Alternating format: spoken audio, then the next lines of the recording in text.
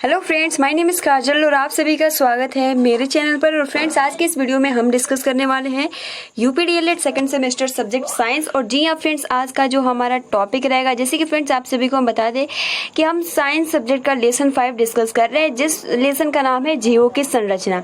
जी हाँ फ्रेंड्स, इसमें कल हमने जो क्वेश्चन डिस्कस किया था कि शरीर रचना विज्ञान क्या है, ठीक है, और उसके बाद हमने ये डिस्कस किया था कोशिका का अर्थ या उसकी रचना। तो फ्रेंड्स, हमने इसमें ये देखा था कोशिका की परिभाषा क्या होता है, ठीक है, कोशिका का वर्गीकरण जिसमें हमने रक्त कोशिकाएं देखे थे, ठीक है, पेशीय कोशिकाएं देखे थे, अस्थि कोशिकाएं, तंत्रिका कोशिकाएं, संयोजी कोशिकाएं, त्वचा कोशिकाएं, ये जितने भी महत्वपूर्ण फैक्ट है हमने डिस्कस किया था। तो फ्रेंड्स, अगर आपने प्रीवियस वीडियोस नहीं देखे तो सिंपल आप सभी को डिस्क्रिप्शन बॉक्स में वीडियो का लिंक मिल जाएगा, आप वहां से जाकर देख सकते हो। चलिए फ्रेंड्स, शुरू करते हैं। आज का जो हमारा टॉपिक रहेगा वो रहेगा कोशिका का रचना। देखिए फ्रेंड्स, मैं आप सभी को सिंपली अभी बता दूं कि हम अभी डिफिनीशन डिस्कस कर रहे हैं, ठीक है, और जितने भी ये पॉइंट्स हो गया आपका कोशिका की परिभाषा, रक्त कोशिकाएं, ठीक है, श्वेत रक्त, लाल रक्त कोशिकाएं, सभी जितने भी चित्र के माध्यम से बहुत ही बेहतरीन तरीके से समझने वाले हैं, क्योंकि ये बहुत ही महत्वपूर्ण बायोलॉजी का टॉपिक होता है और इसको समझना बहुत ही जरूरी है। तो आइए फ्रेंड्स, हम जानते हैं कोशिकाओं का जो रचना है इसके बारे में बहुत ही अच्छे ढंग से। तो फ्रेंड्स, वीडियो को लाइक कर दीजिए और अपने फ्रेंड्स मित्रों को शेयर कर दीजिए। आइए फ्रेंड्स, जानते हैं। तो फ्रेंड देखो कि प्रत्येक कोशिका के 3 अंग होते हैं। एक तो होता है कोशिका भित्ति, सेल वॉल, और दूसरा होता है कोशिका द्रव्य, और तीसरा होता है केंद्रक यानी न्यूक्लियस। देखिए फ्रेंड्स, कोशिका भित्ति जो होता है वो डबल यानी सेल वॉल जो होता है केवल और केवल किस में पाया जाता है, तो पादपों में पाया जाता है। क्यों? क्योंकि आपने देखा भी होगा जो कोशिका भित्ति होती है, ठीक है, जो पादप में पाया जाता है उसमें दोहरी झिल्ली होती है, ठीक। लेकिन जो अगर हम जीव में बोले, जैसे जीव जंतु, उसमें जो कोशिका के ऊपर जो झिल्ली होती है वो केवल एक ही होती है। लेकिन ये प्रश्न आता है कोशिका भित्ति केवल और केवल किसमें पाए जाते हैं, तो जो कोशिका भित्ति है केवल और केवल जो सेल वॉल है वो किसमें पाया जाता है, तो पादप में पाया जाता है। ये कुछ महत्वपूर्ण पॉइंट्स है जिसको आप बहुत ही बेहतरीन तरीके से याद कर सकते हो। आइए फ्रेंड्स, हम कोशिका भित्ति, ठीक है, कोशिका द्रव्य और केंद्रक के बारे में कुछ महत्वपूर्ण जानकारी आप सभी के साथ डिस्कस करते हैं, ठीक है। देखो फ्रेंड्स, सबसे पहले हम जानने का प्रयास करेंगे कोशिका भित्ति के बारे में, जिसे हम इंग्लिश में बोलते हैं सेल वॉल। यानी कोशिका के ऊपर एक पतली दोहरी झिल्ली चढ़ी रहती है, ठीक है। कोशिका के यानी जो कोशिका के ऊपर यानी जो पादप में कोशिका होती है उसके ऊपर, जैसे फ्रेंड्स आपका ये कोशिका हो गया, ठीक है, ये कोशिका हो गया, तो इस पे एक पतली झिल्ली तो रहती ही है, ठीक है, लेकिन इसके डबल इसके ऊपर एक झिल्ली होती है। इसको हम क्या बोलते हैं, कोशिका भी हम चित्र के माध्यम से भी आप सभी को दिखाएंगे। तो इसको हम कोशिका भित्ति यानी जिसपे डबल दोहरी झिल्ली होती है वो केवल और केवल पादप में पाया जाता है, और जो ये झिल्ली का काम होता है उसको सुरक्षा प्रदान करती है, ठीक है। तो यहाँ पे यही बोल रहा है कि कोशिका के ऊपर एक पतली दोहरी झिल्ली चढ़ी रहती है जो कोशिका के आंतरिक भाग की रक्षा करती है। इस भित्ति के कारण ही प्रत्येक कोशिका दूसरी कोशिका से अलग रहती है, ठीक है, और अपना अलग अस्तित्व रखती है। कोशिका के भीतरी भाग जो जीव द्रव्य में पाया जाता है उसी का कुछ भाग जो होता है वो क्या होता है, गाढ़ा कठोर होकर कोशिका भित्ति का निर्माण करता है। तो फ्रेंड्स, आई होप कि आपको क्लियर हो गया होगा। देखिए फ्रेंड्स, सबसे महत्वपूर्ण आपको फैक्ट इसमें दिया नहीं है, लेकिन जब हम चित्र के थ्रू समझेंगे तो बहुत ही हर एक पॉइंट को बहुत ही बेहतरीन तरीके से याद करेंगे। बट अभी आप सभी को क्या करना है, कोशिका भित्ति का जो डिफिनीशन है ये अच्छे ढंग से याद कर लेना है। यानी कोशिका के ऊपर एक पतली दोहरी झिल्ली चढ़ी रहती है जो कोशिका के आंतरिक भाग की रक्षा करती है, और इस भित्ति के कारण ही प्रत्येक कोशिका दूसरी कोशिका से अलग रहती है और अपना अलग अस्तित्व रखती है। और कोशिका के भीतरी भाग जो जीव द्रव्य में पाया जाता है उसी का कुछ भाग ये गाढ़ा कठोर होकर क्या होता है, कोशिका भित्ति का निर्माण करता है, ठीक है। तो ये कुछ महत्वपूर्ण फैक्ट है, जैसे कि आपका जीव हो गया, जंतु हो गए, इसमें जो कोशिका होता है उस पर डबल यानी आप ये नहीं कह सकते हो कि उसमें भी कोशिका भित्ति पाई जाती है। जीव जंतुओं में कोशिका भित्ति नहीं पाई जाती है, केवल और केवल पादपों में ही कोशिका भित्ति पाई जाती है, ठीक है। इतना क्लियर हो गया। अब हम सेकंड टॉपिक पे बढ़ते हैं, कोशिका द्रव्य यानी साइटोप्लाज्म में क्या होता है, ठीक है। तो कोशिका द्रव्य यानी कोशिका भित्ति के अंदर, देखिए कोशिका भित्ति हमने देखा कि जो डबल दोहरी जो पतली जो दोहरी उस पे परत होता है, ठीक है, उसी को हम क्या कहते हैं, कोशिका भित्ति कहते हैं। अब कोशिका द्रव्य यानी साइटोप्लाज्म के बारे में अगर हम जानने का प्रयास करेंगे तो कोशिका भित्ति के अंदर एक गाढ़ा चिपचिपा तरल रंगहीन और अर्ध पारदर्शक पदार्थ भरा रहता है। किसके अंदर, तो कोशिका भित्ति के अंदर, ठीक है। और जिसे हम क्या बोलते हैं, जीव द्रव्य कहते हैं, ठीक। और देखिए, जीव द्रव्य ही कोशिका और मानव का जीवन है। यदि कोशिका से जीव द्रव्य को समाप्त कर दिया जाए तो वह मृत हो जाती है। बहुत ही महत्वपूर्ण ये लाइन बोला गया है। सबसे पहले तो इसमें महत्वपूर्ण फैक्ट आप सभी को ये याद रखना है कि कोशिका भित्ति के अंदर एक गाढ़ा चिपचिपा तरल रंगहीन और अर्ध पारदर्शक पदार्थ भरा रहता है, जिसे हम प्रोटोप्लाज्म यानी जीव द्रव्य कहते हैं। जीव द्रव्य ही कोशिका, ठीक है, जो जीव द्रव्य यानी जो गाढ़ा चिपचिपा तरल रंगहीन अर्ध पारदर्शक पदार्थ भरा रहता है, उसे हम जीव द्रव्य कहते हैं। और जीव द्रव्य की यानी प्रोटोप्लाज्म के ही द्वारा ही कोशिका और मानव का जीवन है। यदि कोशिका से जीव द्रव्य को समाप्त कर दिया जाए तो वह मृत हो जाती है। यानी अगर आप कोशिका से जीव द्रव्य को समाप्त कर देते हो तो वह मृत हो जाती है, और इसी से कोशिका जीवित रहती है। यानी जीव द्रव्य के कारण ही क्या है, कोशिका जीवित रहती है और अपना पोषण करती है। जीव द्रव्य में जल, प्रोटीन, वसा, कार्बोहाइड्रेट विद्यमान रहता है, क्योंकि हमने शुरू में ही डिस्कस किया, गाढ़ा चिपचिपा तरल रंगीन और अर्ध पारदर्शक पदार्थ भरा रहता है, जिसे हम प्रोटोप्लाज्म या जीव द्रव्य कहते हैं। और जीव द्रव्य के द्वारा ही कोशिका का मानव जीवन है, ठीक है। और यदि कोशिका से जीव द्रव्य को समाप्त यानी कोशिका से जीव द्रव्य को हटा दिया जाए, इसको समाप्त कर दिया जाए, तो जो कोशिका हो जाती है वो क्या हो जाती है, मृत हो जाती है। और इसी से कोशिका जीवित रहती है और अपना पोषण करती है, ठीक है। देखिए, जीव द्रव्य में क्या क्या होता है, तो जल, प्रोटीन, वसा, कार्बोहाइड्रेट विद्यमान, ये सभी रहते हैं। इतना क्लियर हुआ। आगे बढ़ते हैं। देखिए, जीव द्रव्य कोशिका के दो भागों में होता है। देखिए, दो भागों में होता है, यानी केंद्रक के अंदर और केंद्रक के बाहर। यानी कोशिका भित्ति के अंदर और केंद्रक के बाहर वाले जीव द्रव्य को हम साइटोप्लाज्म तथा केंद्रक के अंदर वाले अंदर जीव द्रव्य की न्यूक्लियोप्लाज्म कहते हैं। देखिए, सबसे पहला पॉइंट क्या बोला कि हमने देखा कोशिका किसे, यानी कोशिका भित्ति के अंदर जो भी पदार्थ होता है, जो रंगहीन गाढ़ा चिपचिपा होता है, जो भी पदार्थ होता है, उसे हम यानी हम कोशिका द्रव्य कहते हैं, ठीक है। तो यहाँ पे देखिए, जो जीव द्रव्य यानी जो कोशिका जीव द्रव्य है, जीव द्रव्य कोशिका के दो भागों में होता है, ठीक है। दो भागों में होता है, केंद्र के अंदर और केंद्र के बाहर। ये दो भाग होते हैं, केंद्र के अंदर और केंद्र के बाहर। यानी कोशिका भित्ति के अंदर और केंद्र के बाहर, ठीक। कोशिका भित्ति जो हमारा होता है, जिसपे दोहरी झिल्ली जो दोहरी झिल्ली होती है, उसके अंदर और केंद्र के बाहर वाले जीव द्रव्य को हम क्या बोलते हैं, साइटोप्लाज्म कहते हैं। लेकिन जो केंद्रक में होता है, उस जीव द्रव्य को हम न्यूक्लियोप्लाज्म कहते हैं। देखिए फ्रेंड्स, जैसे कि फॉर एग्जांपल अगर हम बात करें, ये आपका कोशिका होता है, ठीक है, और इस पे दोहरी झिल्ली जिसे हम क्या कहते हैं, कोशिका भित्ति कहते हैं। तो यहाँ पे ये बोल रहा है कि कोशिका यानी जीव द्रव्य के 2 टाइप होते हैं, 2 भाग होते हैं। एक तो ये कि जो कोशिका भित्ति के अंदर, ये मतलब ये अंदर का है, अंदर और केंद्रक के बाहर, मतलब मान लीजिए ये आपका केंद्रक है, तो केंद्रक के बाहर और ये जो भाग होता है, ये जितना भी भाग होता है, इसको हम क्या बोलते हैं, तो साइटोप्लाज्म बोलते हैं। और जो केंद्रक में यानी यहाँ जो बीच में रहता है, यहाँ आप देख सकते हो, इसको हम यानी केंद्रक के अंदर जीव द्रव्य को हम न्यूक्लियोप्लाज्म, ये बहुत ही महत्वपूर्ण है, न्यूक्लियोप्लाज्म कहते हैं। तो ये कुछ महत्वपूर्ण फैक्ट है। इस वाले भाग को हम क्या बोलते हैं, तो साइटोप्लाज्म बोलते हैं। और जो केंद्र यानी जो केंद्र के अंदर जो भी रहता है जीव द्रव्य, उसको हम न्यूक्लियोप्लाज्म कहते हैं। तो ये 2 महत्वपूर्ण फैक्ट है, आप इसको अच्छे से अपने कॉपी में नोट डाउन कर लीजिएगा, न्यूक्लियोप्लाज्म और साइटोप्लाज्म। क्लियर। तो ये पूरा हो गया। अब देखिए, साइटोप्लाज्म जो कि कोशिका के भीतर और केंद्र के बाहर जो भाग होता है, उसको हम साइटोप्लाज्म कहते हैं। यानी साइटोप्लाज्म एक अंतः कोशिका रस होता है। आइए इसके बारे में हम थोड़ी जानकारी लेते हैं साइटोप्लाज्म के बारे में। तो देखिए, साइटोप्लाज्म कोशिका में सभी स्थानों में गाढ़ा सा नहीं होता। यानी यहाँ पे ये बोल रहा है कि यहाँ पे जरूरी नहीं है, जैसे कि हमें कोशिका भित्ति के बाद जो भी मतलब कोशिका जीव द्रव्य, उसको हम कहते हैं जो गाढ़ा रंगहीन होता है, तरल होता है। तो यहाँ पे ये बोला है जो साइटोप्लाज्म होता है, वो कोशिका के सभी स्थानों में गाढ़ा सा नहीं होता है, यानी गाढ़ा नहीं होता है। यह क्या होता है, अर्ध तरल होता है, ठीक। और कहीं कम गाढ़ा और कहीं अधिक गाढ़ा दिखाई देता है, मतलब कि एक जैसा नहीं दिखाई देता है, कहीं बहुत ज़्यादा गाढ़ा दिखाई देता है तो कहीं बहुत ही कम। तो अधिक गाढ़े भाग में कुछ पिंड यानी बॉडीज दिखाई देते हैं, जिसमें सबसे महत्वपूर्ण पिंड जो होता है केंद्रक होता है। और केंद्रक के अतिरिक्त कई पिंड भी पाए जाते हैं, जैसे निम्नलिखित हैं, सेंट्रोसोम हो गया, माइटोकॉन्ड्रिया हो गया। ये जितने भी महत्वपूर्ण पॉइंट्स है, बहुत ही महत्वपूर्ण है। गोल्गी बॉडी हो गया, रसधानी हो गया। तो ये सभी क्या है, केंद्रक यानी साइटोप्लाज्म के बारे में यहाँ बताया जा रहा है। यानी देखिए, सबसे महत्वपूर्ण फैक्ट आप सभी को ये याद रखना है कि साइटोप्लाज्म जो होता है कोशिका में सभी स्थानों पर एक जैसा नहीं होता है, यानी एक जैसा गाढ़ा नहीं होता है, क्योंकि कहीं एक जगह पे आप देखेंगे तो बहुत ज़्यादा गाढ़ा और कहीं बहुत ज़्यादा कम।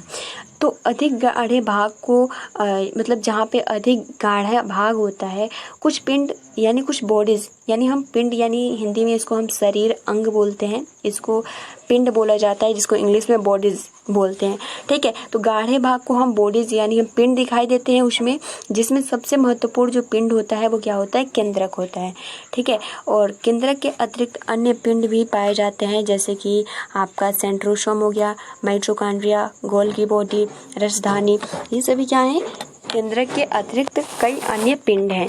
ठीक है, उसके बाद देखिए सेंट्रोसोम क्या है। तो सेंट्रोसोम जो है यह सितारे के आकार का नन्हा सा पिंड होता है जो बाहर केंद्रक के पास होता है और कोशिका विभाजन की क्रिया में यह महत्वपूर्ण भूमिका निभाता है। यह केवल जंतु कोशिका में ही पाया जाता है। यानी जो आपका सेंट्रोसोम है यह सितारे के आकार का नन्हा सा पिंड होता है। ठीक है, यानी बॉडीज होता है और बाहर केंद्रक के पास होता है और कोशिका का विभाजन की क्रिया में यह महत्वपूर्ण भूमिका निभाता है और यह केवल जंतु कोशिका में ही पाया जाता है। यानी सबसे महत्वपूर्ण फैक्ट जो सेंट्रोसोम है वो किस में पाया जाता है, तो केवल और केवल जंतु कोशिका में ही पाया जाता है। बात करते हैं माइटोकॉन्ड्रिया की, तो यह गतिशील पिंड है। ठीक है, देखिए जो सेंट्रोसोम होता है वो सितारे के आकार का नन्हा सा पिंड होता है, बट जो आपका माइटोकॉन्ड्रिया होता है ऐसा पिंड है, यह गतिशील पिंड है तथा अपना स्थान बदलने के साथ साथ आकृति भी बदलते रहते हैं और कोशिका में ये लाखों की संख्या में रहते हैं और यह कुछ स्राव यानी एटीपी को उत्पन्न करते हैं। देखिए फ्रेंड्स, एटीपी को उत्पन्न कौन करता है, तो माइटोकॉन्ड्रिया उत्पन्न करता है जो कि गतिशील होता है और अपना स्थान बदलने के साथ साथ ये आकृति भी बदलते हैं और कोशिका में ये लाखों की संख्या में रहते हैं। ठीक है, और ये एटीपी उत्पन्न करते हैं। ठीक है, जो कोशिका की उपापचय क्रिया में सहायक होते हैं। तो उपापचय क्रिया में सहायक कौन होता है, तो माइटोकॉन्ड्रिया जो कि गतिशील पिंड है। ठीक है, और इसकी आकृति भी बदलती रहती है और कोशिका में ये लाखों की संख्या में रहते हैं। ये हमने क्लियर किया। अब हम तीसरा जो पॉइंट डिस्कस करेंगे वो डिस्कस करेंगे गोल्गी बॉडीज। ये क्या होता है गोल्गी बॉडीज, तो यह नली के समान सूक्ष्म संरचनाएं होती है। ठीक है, यह नली, अभी आप देखो जितना आपको फोकस करना है डिफिनीशन पे, ठीक है, उसके बाद गोल्गी बॉडीज हो गया, रसधानियाँ हो गया, केंद्रक हो गया, सभी को हम चित्र के माध्यम से जितने भी महत्वपूर्ण फैक्ट इसमें बहुत शॉर्टली दिया है, लेकिन आपको महत्वपूर्ण फैक्ट इसके बारे में बहुत ही अच्छे से जानकारी होनी चाहिए। तो गोल्गी बॉडीज क्या होता है, आइए इसके बारे में जानते हैं।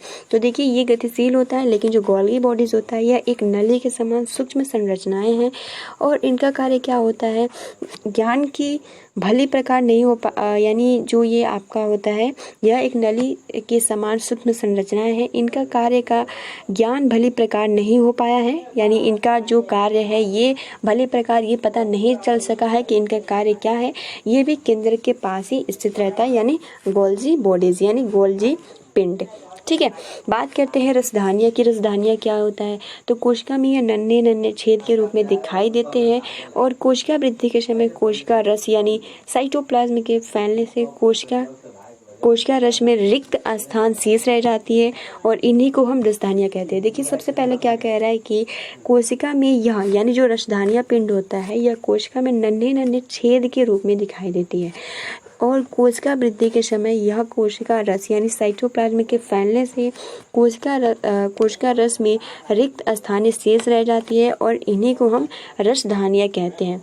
इनमें एक तरल पदार्थ भरा रहता है जिसमें कई पदार्थ खुले रहते हैं और इससे कोशिका में जल का संतुलन बना रहता है और इसकी सहायता से कोशिका भोजन ग्रहण करती है। यानी सबसे महत्वपूर्ण ये फैक्ट है, यानी किसकी सहायता से कोशिका भोजन ग्रहण करती है, तो रसधानिया के माध्यम से ही वो भोजन ग्रहण करती है और ये जो इनका आकार आप कह सकते हो कि ये नन्हे नन्हे छेद के रूप में दिखाई देता है। बात करते हैं केंद्रक की, चूंकि केंद्रक बहुत ही महत्वपूर्ण है। केंद्रक कोशिका का सबसे महत्वपूर्ण अंग है और यह कोशिका के मध्य में स्थित होता है और कोशिका रस यानी साइटोप्लाज्म का ही ठीक है। और देखो फ्रेंड्स, यह अधिक गहरे रंग का होता है और अतः इसे कोशिका में आसानी से पहचाना जा सकता है। यानी जो आपका केंद्रक होता है ये बहुत ही अधिक गहरे रंग का होता है और इसे हम बहुत ही आसानी से पहचान सकते हैं।